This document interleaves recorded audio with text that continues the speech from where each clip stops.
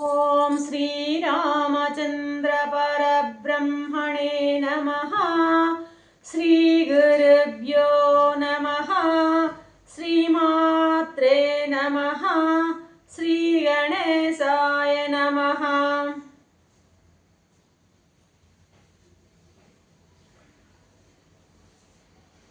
ప్రియాత్మ బంధువులారా, యోగ వాసిష్టం ఉపశమ ప్రకరణము 453వ భాగం.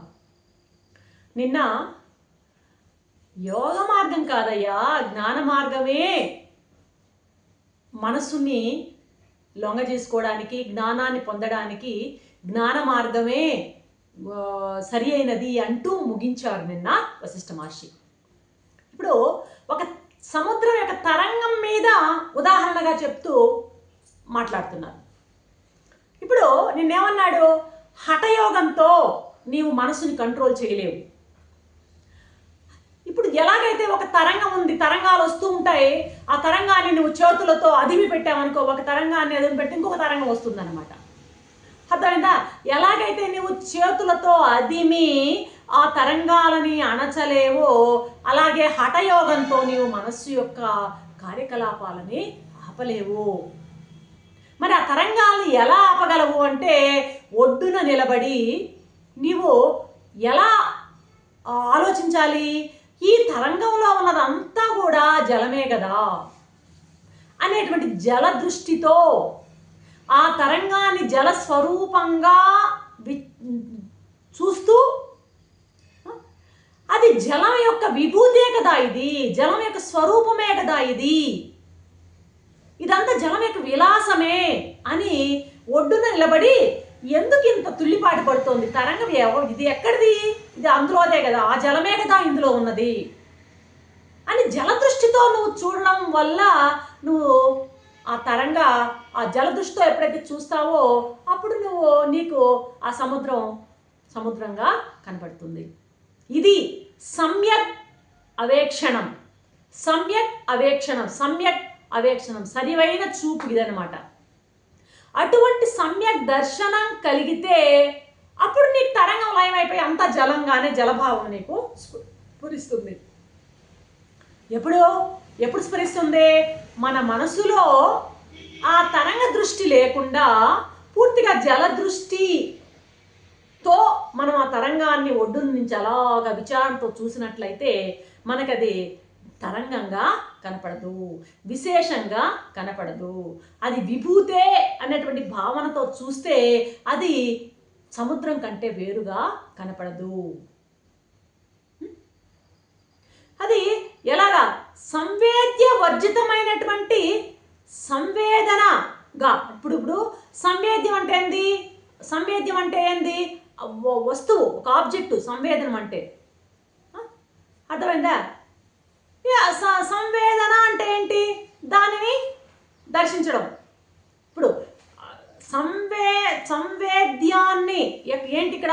ఈ సంవేద్యం, ఆ సంవేద్యాన్ని అలని అలగా చూడకుండా సముద్రపు జలంగా చూసేటువంటి సమ్యక్ దృష్టిని నువ్వు అలవర్చుకో అంటున్నాడు అనమాట.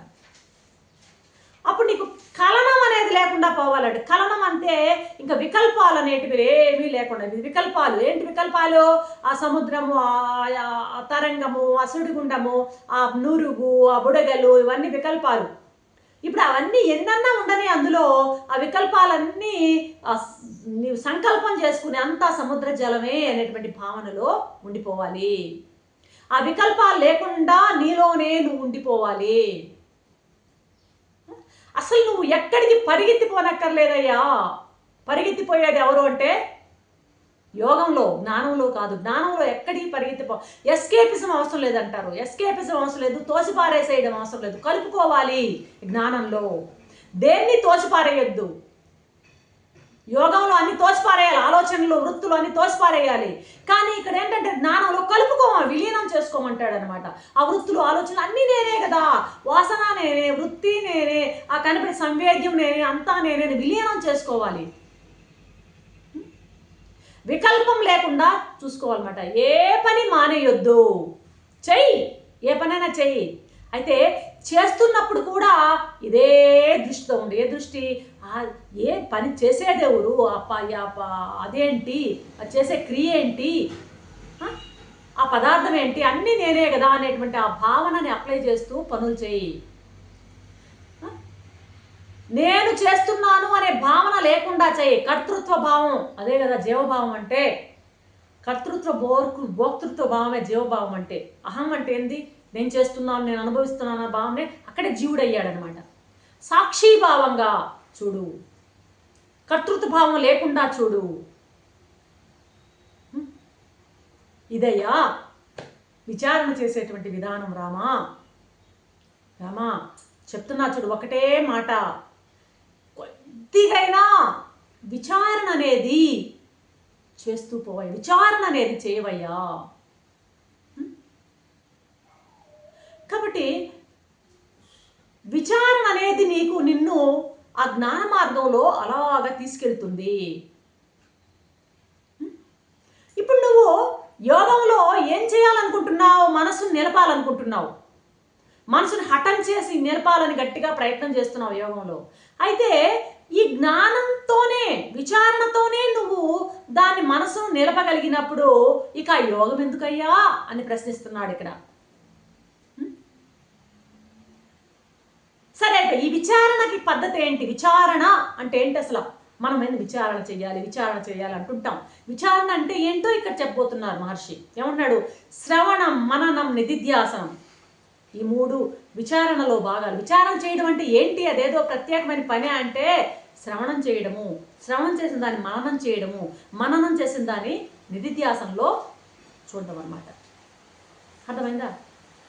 ఈ విధమైనటువంటి ఈ మార్గాన్ని కనుక నువ్వు చేపట్టినట్లయితే, శ్రవణ మనన నిధిధ్యాసనలతో నువ్వు సాగినట్లయితే నువ్వు తప్పకుండా గమ్యాన్ని చేరుతావు రామా. ఇది ఏం కొత్తగా నువ్వు కనుక్కోని అవసరం లేదు. ఈ మార్గాన్ని పెద్దలు ఆల్రెడీ ఒక రోడ్డు వేసేసి ఉన్నారు. ఆ రోడ్డు మీద నువ్వు ప్రయాణం చేయి అంతే. బాగా శ్రవణం చేయి. ఎప్పుడైతే నువ్వు శ్రవణానికి పెద్ద పీట వేస్తారు. విచారణ అంటే ఏంటో కాదండి, శ్రవణంతో ప్రారంభం.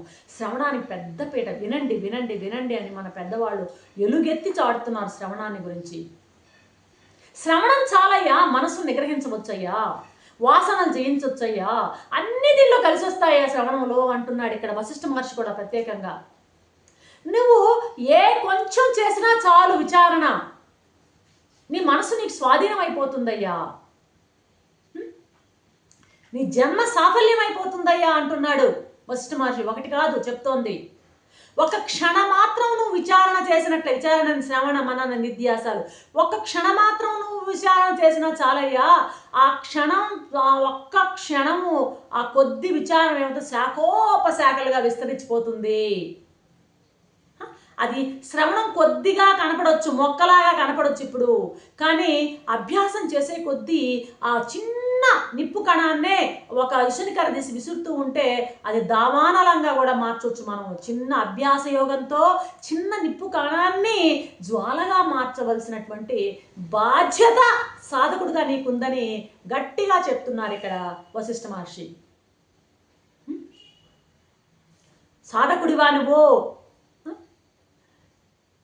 10 మందికి సాధకుడిగా ఉంటే నువ్వు 10 మందికి చెప్పేటువంటి అర్హత నీకు ఉందా అంటే చెప్పు అంటున్నాడు ఇక్కడ. వినే అర్హత ఉంటే విను, వినిన దాన్ని నీ ఆకలింప 10 మందికి చెప్పే అర్హత ఉంటే చెప్పు అంటున్నాడు. ఇది కూడా విచారంలో భాగమే అంటున్నాడు. ఏదో 1 గంట, అరగంట ఏదో స్వాధ్యాయం చేసి, శ్రవణం చేసి, మననం, నిధ్యాస కాదయ్యా. అలా కాదు సాధన.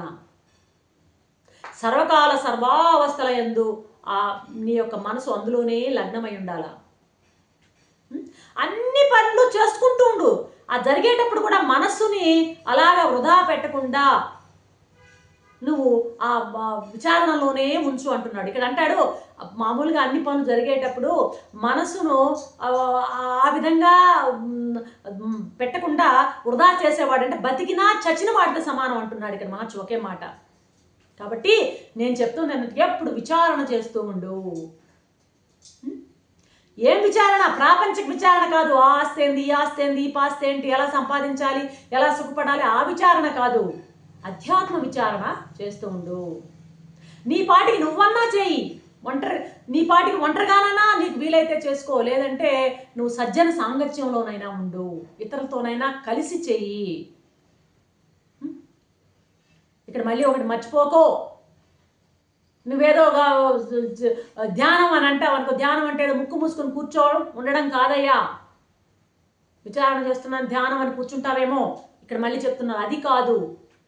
ధ్యానం అంటే ఎలా ఉండాలంటే ఒక సరి అయినటువంటి విచారణే ధ్యానం. అధ్యాత్మ విచారణ చేస్తూ ఉండు, స్వాధ్యాయం చేస్తూ ఉండు, సత్సాంగత్యం నీ ఎప్పుడూ అభిలషిస్తూ ఉండు. ఈ సత్సాంగత్యం, ఏకాంతం, అధ్యాత్మ విద్య వీటిని ఎప్పుడు వదలకుండా పట్టుకో. ఇప్పుడు పాలున్నాయి, చిక్కటి పాలు బాగా కాచావు, బాగా రోజ్ కలర్లో చిక్కగా కాచాయి, దాంట్లో ఏ చక్కెర ఏ బెల్లం కూడా అవసరంలా, దాని మాధుర్యం చూస్తే కనపడదు నీకు. నువ్వు తాగితే ఆ టంబ్లర్లో వేసుకుని తాగినప్పుడు అనుభవానికి వచ్చినప్పుడు నీకు అది స్ఫురిస్తుంది. అలాగే నువ్వు సత్సాంగత్యం చేస్తూ ఈ గ్రంథాలన్నీ సద్గ్రంథాలు పఠిస్తూ శ్రవణం చేస్తూ అలా మననం చేసుకుంటూ ఉన్నట్లయితే నీకు ఆ మాధుర్యం మెల్లగా నీకు అనుభవానికి వస్తుంది. అటువంటి జ్ఞాన ప్రకాశంలో నువ్వు చూస్తూ పోయావనుకో, ప్రపంచం అంతా నీకు బ్రహ్మమయంగా దర్శనమిస్తుంది. రామా, నేను చెప్పినటువంటి మార్గంలో ప్రయాణించు. శ్రవణము, మననము, నిధిధ్యాసన వీడక ఏ పని చేస్తున్నా నీవు అదే నీ మనసుని పూర్తిగా దాని మీద లగ్నం చేసి నీ లౌకికమైన కార్యాలు కూడా చేసుకోండి. జ్ఞానం ఎప్పుడు కూడాను సన్యసించి వెళ్ళిపోమని చెప్పదు. జ్ఞాన మార్గం ఎప్పుడు నీ కార్యాలను చేసుకుంటూ ఉండు, కానీ ఒక చేత్తో ఇది పెట్టేసి హ్యాండ్ ఇన్ హ్యాండ్ సాగు అని చెప్తుంది. అదే విషయాన్ని వశిష్ఠ మహర్షి కూడా ఇక్కడ మనకి బోధ చేస్తున్నారు. రేపటి ఎపిసోడ్లో ఏం చెప్తారో చూద్దాం. అంతవరకు సెలవు. సర్వం శ్రీరామచంద్ర చరణారవిందార్పణం. వంశ